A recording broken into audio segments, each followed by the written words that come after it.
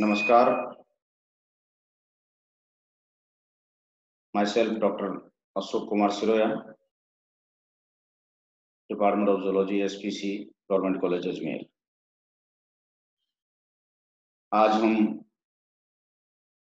Osmoregulation of humans में rennin, angiotensin, aldosterone system के बारे में बात करेंगे। Aldosterone, angiotensin second and anti-diuretic hormone means ADH control the absorption process in kidney. Some water and electrolytes are also lost by respiration. So water, electrolytes lost हुए और kidney में इनका absorption और सिक्रेशन की प्रक्रिया जो होती है उसको रेनिन, एंजियोटेंसिन, एल्डोस्टेरोन सिस्टम द्वारा समझा जा सकता है। ओस्मोरिसेप्टर्स जो कि हाइपोथैलेमस में पाए जाते हैं वो थ्रस्ट को कंट्रोल करते हैं और ADH का सिक्रेशन उसके द्वारा कंट्रोल किया जाता है। ADH opens the water channel of aquaporins. ADH जो होता है वो किडनी में एक्वापोरिन्स जो होते हैं, वाटर चैनल्स जो होते हैं, उनके एक्वापोरिन्स को वाटर फ्लो के लिए अलाउ करता है, यानी कि वाटर फ्लो ADH बढ़ाता है, यानी कि ब्लड में वाटर की मात्रा बढ़ जाती है और यूरिन में उसकी मात्रा कम हो जाती है। Kidney keep absorbing water until pituitary gland stop releasing ADH. Means ADH जो है किडनी कीप एब्जॉर्बिंग वाटर, जब तक एब्जॉर्ब करेगी वाटर जब तक कि पिट्यूटरी ADH को स्टॉप नहीं कर दे। अगर ADH बंद हो गया तो ये वाटर एब्जॉर्प्शन वो है वो भी बंद हो जाएगा।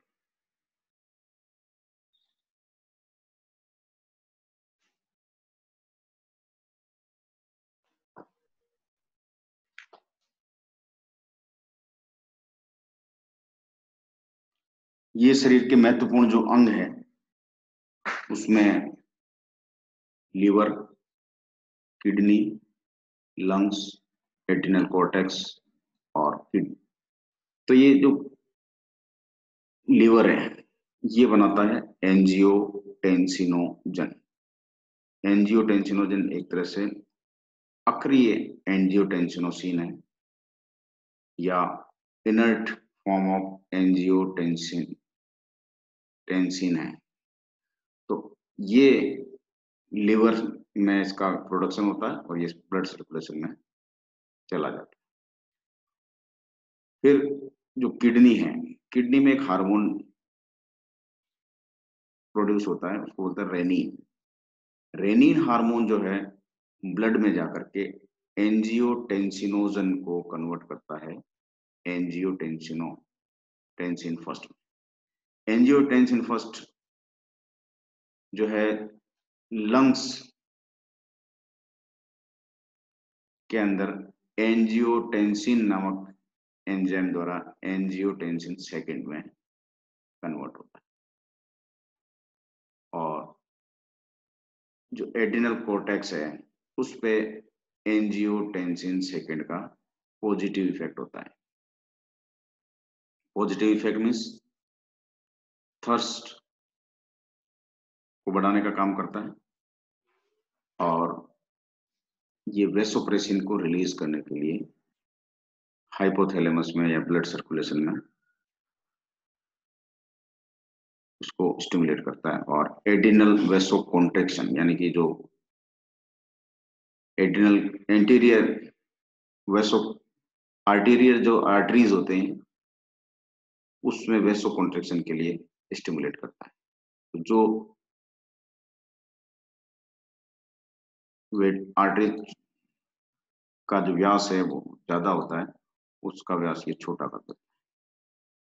तो जो प्रेशर है वो बढ़ जाता है और थ्रस्ट में फ्लूइड इनटेक बढ़ जाता है और वेसोप्रेसिन या एंटी डायरेटिक हार्मोन जो है रीअब्जॉर्प्शन ऑफ किडनी ट्यूब्यूल्स के लिए इसको स्टिमुलेट करता है। तो एडीएच को या वेसोप्रेसिन को पॉजिटिव सिग्नल देता है एंजियोटेंसिन सेकंड और थ्रस्ट बढ़ाता है, पानी का इंटेक, और एड्रिनल कोर्टेक्स को पॉजिटिव सिग्नल देता है जिससे कि वो एल्डोस्टेरोन नामक हार्मोन का स्त्रावन करता है। एल्डोस्टेरोन हार्मोन जो होती है वो किडनी में जाकर के सोडियम रीअब्जॉर्प्शन जो होता है उसको बढ़ाने का काम करता है और कैल्शियम जो आयन है वो रीअब्जॉर्प्शन साथ के साथ में जैसे जैसे सोडियम रीअब्जॉर्प्शन होगा तो साथ में जो पैसिवली क्लोराइड आयन भी इसके अंदर एब्जॉर्ब होंगे। तो सोडियम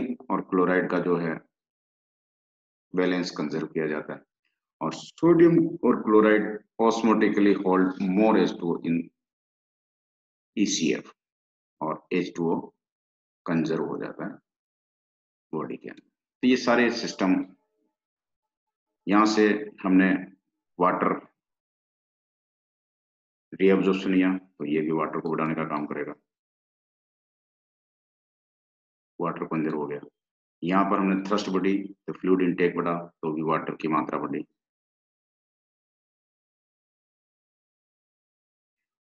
और ये वाटर कंजर्व हो गया। इसी तरह से एंटीडियर वेस्टो कॉन्ट्रेक्शन हुआ तो शारीरिक रूप से जो ब्लड में वाटर की क्षमता है वो बढ़ गई, ये फिर वापस वाटर कंजर्व के रूप में काम करेगा। और ये सारे के सारे सोडियम के वॉल्यूम को, सोडियम NaCl को, ECF को, वॉल्यूम को, आर्टेरियल ब्लड प्रेशर है उसको कम करेंगे और ये किडनी पे जाकर के वापस वही पॉजिटिव फीडबैक और नेगेटिव फीडबैक के रूप में रेनिन एंजियोटेंसिन इस तरह से काम करें। इसको हम एक सरल तरीके से देखना चाहें तो भाई किडनी में यूरिनरी ट्यूब्यूल्स जो हैं उसमें इसका किस किस जगह पे क्या क्या इफेक्ट होता है। तो जैसा हमने पहले बात करी थी, सोडियम रीअब्जॉर्प्शन को बढ़ाने का काम करता है distal tubules, renin angiotensin aldosterone system जो नेफ्रॉन में लो रीनल परफ्यूजन प्रेशर हुआ, सीक्रेशन ऑफ रेनिन की मात्रा बढ़ेगी, एंजियोटेंसिन सेकेंड और फर्स्ट एल्डोस्टेरोन इसकी मात्रा बढ़ेगी और इसके साथ ही सोडियम रीअब्जॉर्प्शन बढ़ेगा और सोडियम रीअब्जॉर्प्शन बढ़ेगा तो सीरम पीएच भी बढ़ेगी, H2 रीअब्जॉर्प्शन और BP high, blood pressure high हो गया। तो ये चीजें यहाँ हम देखें कि भाई जैसे ग्लोमेरुलर फिल्टर है, ये एफरेंट आर्टरीज है, यहाँ अगर रेनिन यहाँ से सीक्रेट होगा तो जक्स्ट्रा ग्लोमेरुलर सेल्स होगी, वहां से ये रेनिन सीक्रेट होता है।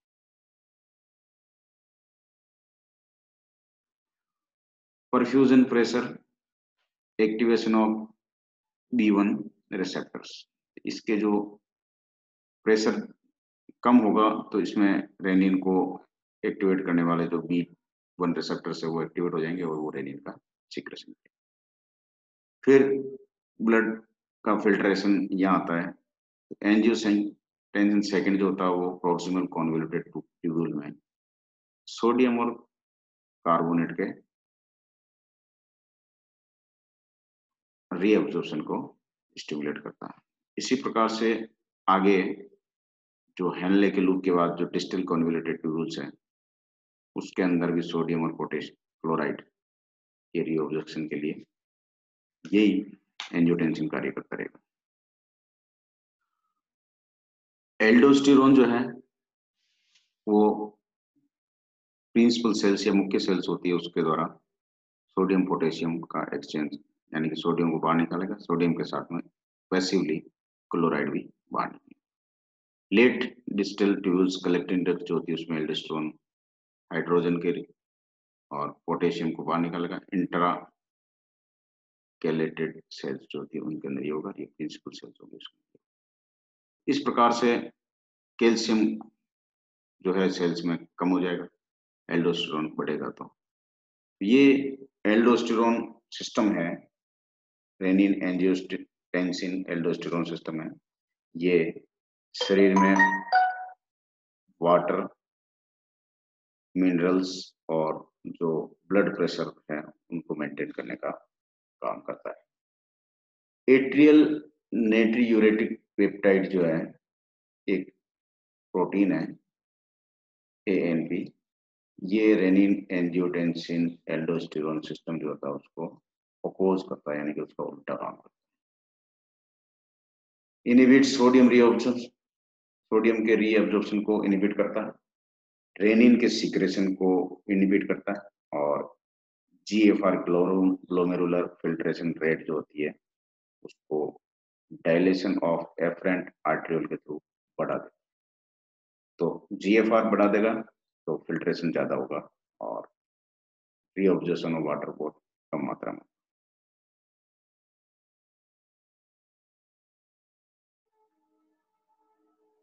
इस प्रकार हम देखते हैं कि मनुष्य में ये मेन हार्मोन होते हैं ADH, एल्डोस्टेरोन।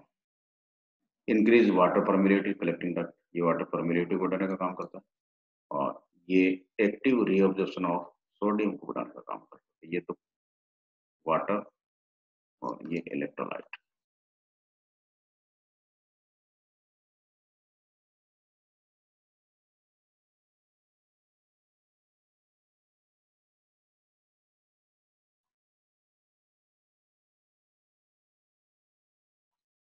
उसको सिंथेसाइज बाय द हाइपोथैलेमस, ये हाइपोथैलेमस और पोस्टीरियर पिट्यूटरी में जाकर के रिलीज होता है। Mineralocorticoid that is synthesize adrenal cortex, ये एड्रिनल कॉर्टेक्स में सिंथेसिस होता है। Allow the collecting duct of the nephron to be more permeable to water, यानी कि वाटर के प्रति परमेबल एक्वापोरेंस के थ्रू बढ़ा देती है permeability, thereby allowing the body to take up water, और बॉडी को वाटर इनटेक के लिए अलाउ करती है। Acts the regulate sodium level inside the body and extracellular water also. Extracellular water में और इनसाइड द बॉडी में सोडियम के लेवल को रेगुलेट करने का काम, और दोनों मिलकर के increase in reabsorption of water in kidney and collecting ducts, और ये रेनिन एंजियोटेंसिन नोजन अभिक्रिया के साथ मिलकर के काम करता है और ये स्वतंत्र रूप से भी काम करता है उसके साथ। इस प्रकार से हमने देखा कि मनुष्य में सोडियम, क्लोराइड, पोटेशियम, वाटर आदि का जो बैलेंस है वो विभिन्न हार्मोन और किडनी और हाइपोथैलेमस के द्वारा मिलजुल करके किया जाता है। इस टॉपिक यानी कि ऑस्मो रेगुलेशन यही खत्म होता है, जिसमें हमने बहुत सारे एनिमल्स, प्लांट्स, मनुष्य, ऑस्मो कन्फॉर्मर, ऑस्मो रेगुलेटर्स आदि के बारे में बात की थी।